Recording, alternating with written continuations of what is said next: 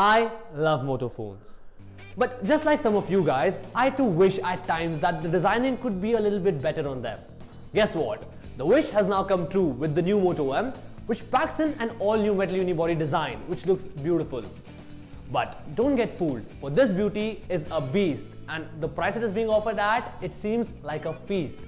If you don't know me yet, my name is Sid, and here are my opinions on the specifications of the new Moto M. Now, I don't know what an I in an iPhone stands for. However, I'm pretty sure the M in the Moto M does stand for metal, because the phone packs in an all-new metal unibody design, which is the first we are seeing from Moto.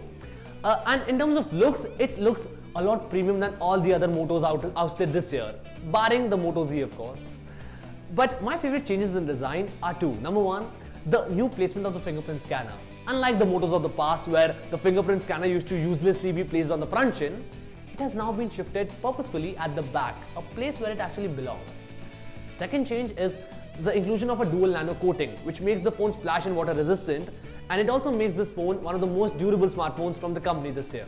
So overall, in terms of designing, Moto nailed it this time. Talking now about the display, it has a 5.5-inch Full HD display, which is covered by Gorilla Glass 3, so it is at par with the competition.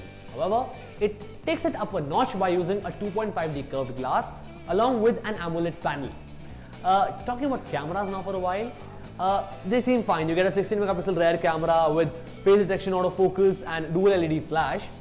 However, the camera does not support 4K video recording or optical image stabilization.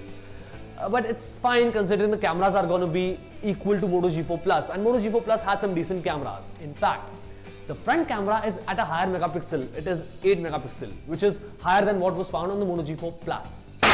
Now let's talk performance, where Moto M packs in an octa-core Helio P15 CPU from MediaTek, which is decent considering Helio is a flagship range of processors.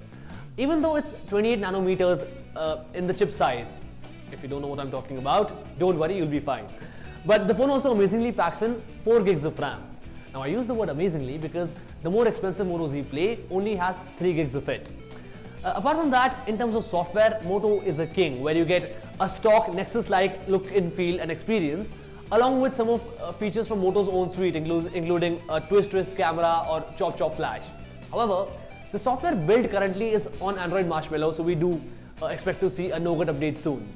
Lastly, let's talk about battery and extra features. In terms of battery, you get a 3050 mAh cell, which should be sufficient for most users, and with turbocharging on board, it charges up sufficiently fast too. Talking about the extra features, you get a dual SIM slot apart from a separate micro SD card slot in case you're not happy with the 32GB onboard storage. You also get gyroscope on this phone, but what is going to please the audiophiles most is the inclusion of Dolby Atmos on this device. And that pretty much sums up the spec sheet and features of this device. It's now time for me to give you my opinions on the same. And here are my views. I think it's a good device. Moto finally realized the right placement for the fingerprint scanner, and unlike other Moto phones that look cheap, this one does not. In fact, for someone who's a fan of stock Android or someone who's a fan of Moto, this device is very appealing. It has been priced at around 1,999 yuan, which roughly translates to 20,000 Indian rupees, and it seems fair, and it also sorts the Moto lineup. Let me explain. Under 10,000 rupees, you get the Moto G4 Play. Under 15,000 rupees, you get the Moto G4 Plus.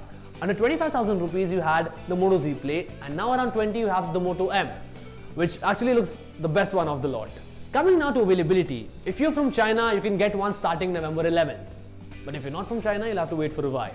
And like me, if you're from India, this device has to come to India given Moto's track record. The only question is when.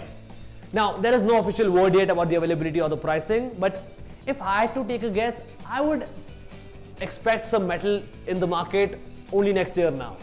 And that's what I thought of the Moto M. But what is more important is what you thought of it. Do tell me what you think in the comment box below. After you have liked and shared this video with your friends, and if you haven't already, do subscribe to our channel. My name is Sid. Keep seeing me. Ciao.